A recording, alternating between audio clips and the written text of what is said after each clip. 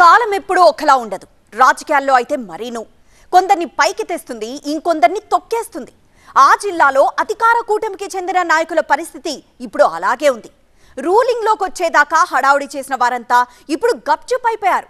పరిస్థితులు అనుకూలించట్లేదా, మనకెందుకులే అనుకుంటున్నారా అనేదే అర్థం కావట్లేదు. ఇంతకీ ఎవరు వాళ్ళు? అప్పుడు హడావిడి, ఇప్పుడు తగ్గిన వేడి.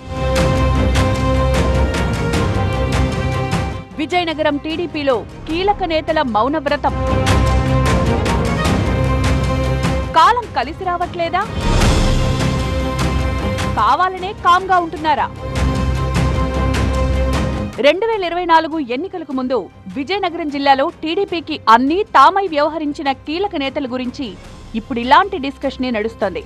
ప్రతిపక్షంలో ఉన్నప్పుడు కూడా పార్టీని వదలకుండా ఉన్న నాయకులు ఇప్పుడు రూలింగ్ లోకి వచ్చాక సైలెంట్ గా ఓ సైడ్ లో ఉంటున్నారు. If it's family, it has to be home. If it's home, it has to be Aparna. Saluting the spirit of every couple's sacrifice to build their dream home. గతంలో తగ్గేదేలే అన్నట్టు party తరపున ప్రజా సమస్యలపై పోరాడేవారు. ఇప్పుడేమో మాకెందుకు అన్నట్లు వ్యవహరిస్తోండడం రాజకీయ వర్గాల్ని ఆశ్చర్యపరుస్తోంది. ఆ లిస్టులో తొలుత చెప్పుకోవాల్సిన పేరు మాజీ ఎమ్మెల్సీ ద్వారపురెడ్డి జగదీష్. కొప్పుల వెలమ సామాజిక వర్గానికి చెందిన జగదీష్ జిల్లా రాజకీయాల్లో తనకంటూ ఓ గుర్తింపు సంపాదించుకున్నారు. 2 సార్లు టీడీపీ జిల్లా అధ్యక్షుడిగా, ఎమ్మెల్సీగా పనిచేశారు. ఆయన సతీమణి ద్వారపురెడ్డి శ్రీదేవికి సైతం మంచి గుర్తింపే దక్కింది. పార్వతీపురం మున్సిపల్ చైర్పర్సన్ గా పనిచేశారు శ్రీదేవి. 2019 నుంచి 24 వరకు పార్టీ ప్రతిపక్షంలో ఉండగా ప్రభుత్వానికి వ్యతిరేకంగా చాలా కార్యక్రమాలే చేపట్టారు. అయితే మొన్నటి ఎన్నికల్లో ఇక్కడి నుంచి టీడీపీ నుంచి పోటీ చేసిన బోనెల విజయ్ చంద్రతో విభేదాలు రావడంతో కొత్త కథ మొదలైంది.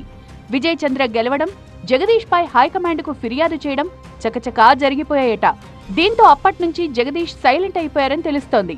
పార్టీ కార్యక్రమాలకు కూడా దూరంగా ఉంటున్నారు.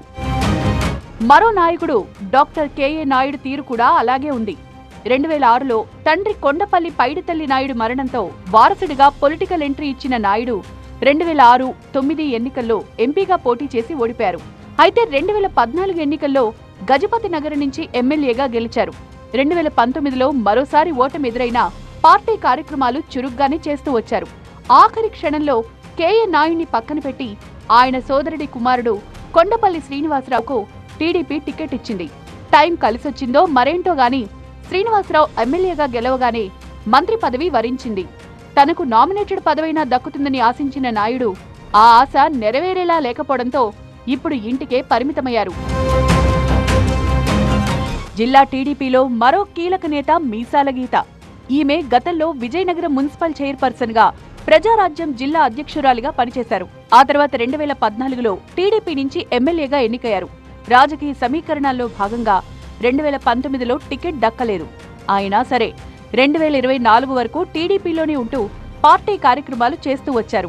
మొన్నటి ఎన్నికల్లోనూ టికెట్ దక్కకపోవడంతో ఇండిపెండెంట్ గా బరిలో నిలిచి హైకమాండ్ ఆగ్రహానికి గురయ్యారు.